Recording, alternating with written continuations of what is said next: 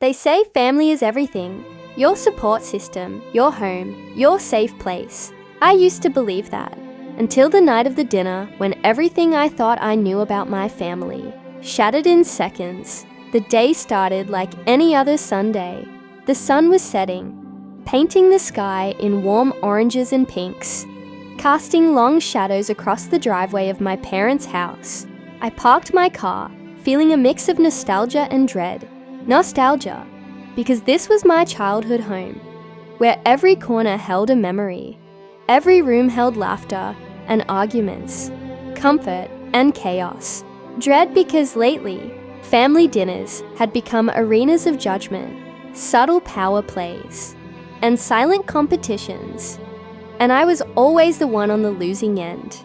I stepped into the house, and the familiar smell of roasted chicken, fresh bread, and Mom's homemade apple pie hit me immediately. My stomach tightened, not from hunger, but from the unease coiling in my chest. My parents were smiling, but there was something in their eyes that didn't belong to warmth. It was expectation. Jonathan, my older brother by 4 years, was already seated at the table, leaning back in his chair, smirking like he always did.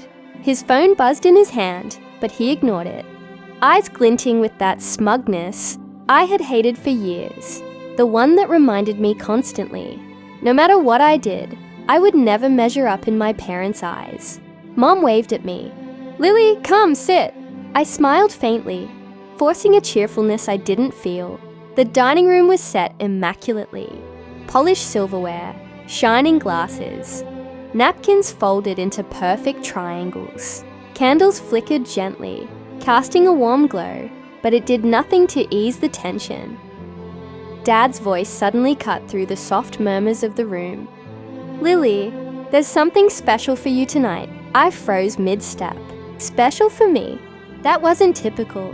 Usually Jonathan got the attention, the gifts, the praise, while I quietly cleaned up, listened, and stayed out of the way. Dad reached into the center of the table and picked up a small gold-wrapped box. It gleamed under the dining room chandelier. My stomach churned. "Open it," he said, his eyes gleaming with something I couldn't quite read. Pride, amusement, menace.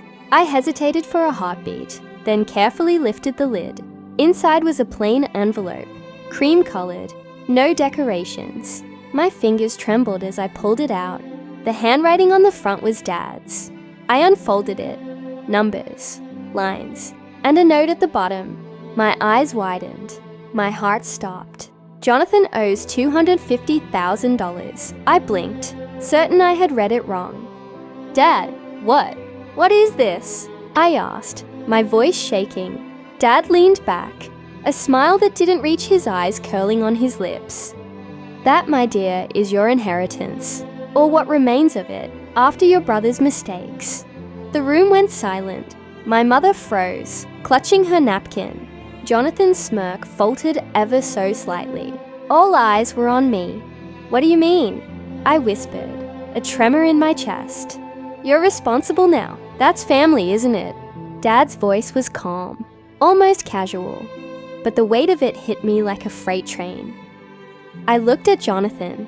He shrugged lightly, as if he had no idea how much destruction his casual debt had caused. "It's not my fault," he said. "Apparently it is now," Dad snapped. I felt my hands shaking uncontrollably. Anger, disbelief, betrayal. All of it rushed through me in waves. I could barely focus on the beautifully set table, the food, or even the soft flicker of candlelight. Everything blurred. This wasn't just a family dinner.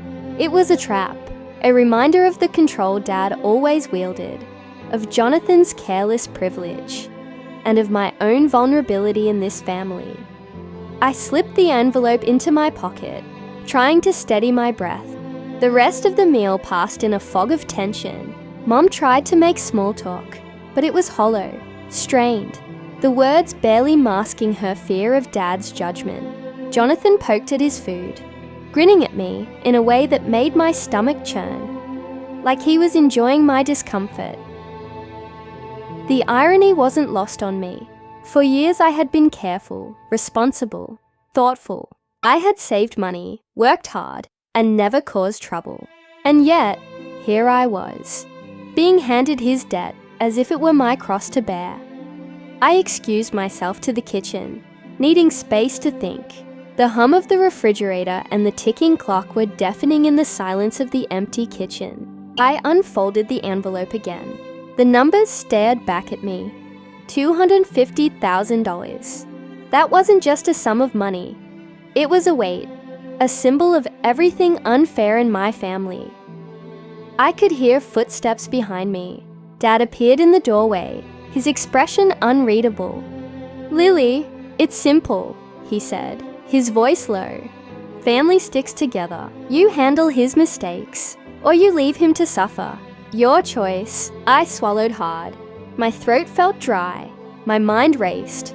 Choice? There was no choice. The entire room, the entire family, their judgment. It was all designed to pressure me into submission. I left the kitchen, forcing myself to return to the table. The envelope burned in my pocket.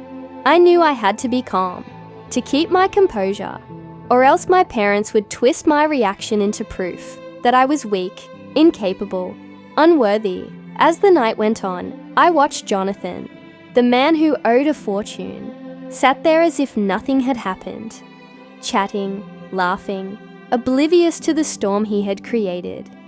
And Dad smiled, satisfied, the puppet master orchestrating a test that I hadn't agreed to take. I realized then that this dinner was more than a family gathering. It was a battlefield, and I was the target. But even as my stomach knotted and my hands clenched under the table, a spark of resolve ignited inside me. I had survived worse. I had endured neglect, unfairness, and cruelty for years. I could endure this too. And yet, a note hidden under my plate caught my eye. A small folded piece of paper I hadn't noticed before. Curious, I picked it up. It read simply, "This is just the beginning. Be careful who you trust tonight.